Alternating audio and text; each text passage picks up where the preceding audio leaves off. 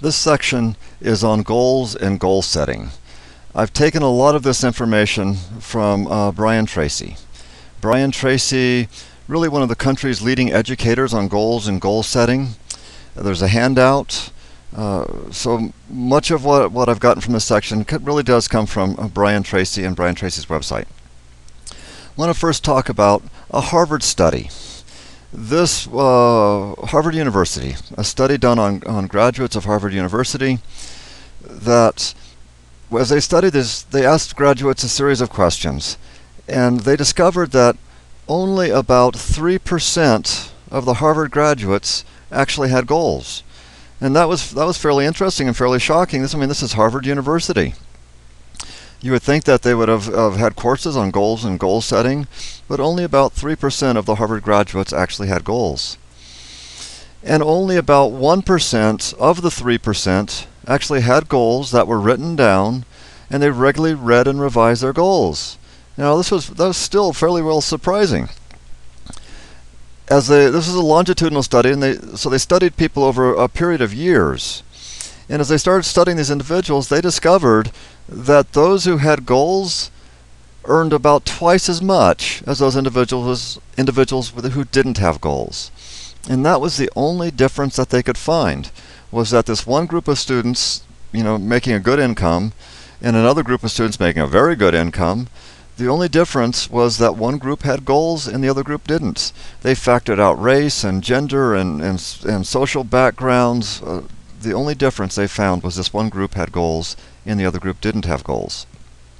To make it a little bit more interesting, as they studied their aspects, that they found out that those people who had goals, who regularly read and revised their goals, they earned 10 times more money than those people who didn't have any goals at all. Fascinating. And the only difference was this one group had goals, they had their goals written down, and they regularly read and revised their goals. Goal setting is a behavior, it's a learned skill, and it's something that can help you in all different areas of your life. From the handout from Brian Tracy's website that I gave you, there is a difference between a goal and a wishful thought. A big difference between goals and wishful thoughts. The first difference is a goal must be believable. You need to be able to believe that you can achieve it. A goal still needs to be large, needs to stretch you, but not so large as it's unbelievable. A goal must be within your value system. This one is difficult because we have conflicting values. If you really value your family, and yet your goal is an economic goal or finance goal, you might have to give up time with your family in order to be pursuing this goal. And a goal needs to be clear, it needs to be measurable, it needs to be specific. So many times I'll ask somebody what their goal is, and they say their goal is to be wealthy, to be rich. Well, what does be wealthy mean? How much money in the bank? How many cars in the garage? How many rooms in the house? What sort of income from your job? What does to be wealthy mean? Clear, measurable, and specific. Your goal is not just to graduate. That's a good goal, but it's more of a wishful thought. So much better that I will graduate with my associate's degree on this month and year with a 3.5 grade point average and a 98% attendance rate. That's something that's very clear, very measurable, and very specific. You need to be able to look at your goal and say, I'm halfway there. Be able to measure it. How are you going to measure that? And goals give your life two very, very important things. They give your life meaning, and they give your life direction. Meaning and direction. This is what I mean by this. Let's start out with meaning. Goals give your life meaning. It gives meaning to the sacrifices that you're going to make in order to achieve these goals. As you're pursuing school, you are making lots of sacrifices. You're sacrificing time to come to class. You're sacrificing time to do your studies, to do your research, to write your papers. You're sacrificing energy. You could be spending that time and energy with your family, playing games, doing all sorts of fun stuff, but instead you're making those sacrifices and you're coming to school. You're sacrificing money. You're actually having to pay to come to school. You're paying that tuition, buying the books, whatever it is. You're making lots of sacrifices to achieve your goals. And if you keep that goal in mind, it gives meaning to the sacrifices. It may still hurt, but not nearly as much. And goals give your life direction. What that means is goals help us make decisions that are in alignment with our goal. Goals make us help decisions that are in alignment with our goal. So many times in this school and in other schools that I've taught at, there's been a student that's made it almost all the way through the program. Just a few more months and they're going to graduate.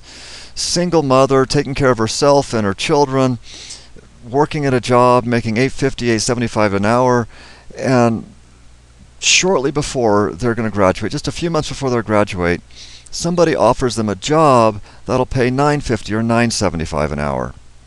But that new job is not going to be flexible. And so in order for that student to take that job, they have to drop out of school. And they do. And that's so sad. That's somebody who's lost track of their goals. Just almost all the way through the program, just a little bit farther, and they'd be making $12 or $15 an hour. But no, they lose track of their goals and need that immediate thing right away. On that handout I gave you, I've listed down 8 different life areas. Now, I want you to take a few minutes, just pause this video, take a few minutes, and fill out goals that you have in those different areas. It's okay to leave 1 or 2 blank in there, and you're not going to turn this in. This is just a worksheet for you. So pause this video for a few minutes while you're filling that thing out. One of those goals on that sheet will be your master goal. What makes something your master goal is once that goal is achieved, many of the other goals will fall into place much, much easier. Since you're all in school, I'm going to assume that that master goal is education, to earn your degree. Once you earn your degree, you're able to get the better job. You get the better job, your finances come in to work out easier. Once your finances are working out easier, relationships go better, family relations go better, all sorts of stuff. So I'm just going to assume that's your master goal. What I'd like you to do is to choose one of those goals that's your master goal and rewrite it, making it clear, measurable, and specific. And just pause this video while you do that. Now your homework here is on a clean sheet of paper to rewrite your master goal, being sure it's clear, measurable, and specific. And also be sure it's clear enough for me to read it. Put your name and date on it because you are getting credit for this. And once that's done, rewrite your goal on a 3x5 card, this time without your name. When that's done, restart this video up. Now what you've just done is you moved yourself into the top 3%. You have just written your goal 4 different times. Now together, you're up there in that top 3%. The top 3% of the population who has goals. The top 3% of the population that's going to earn twice as much as everybody else.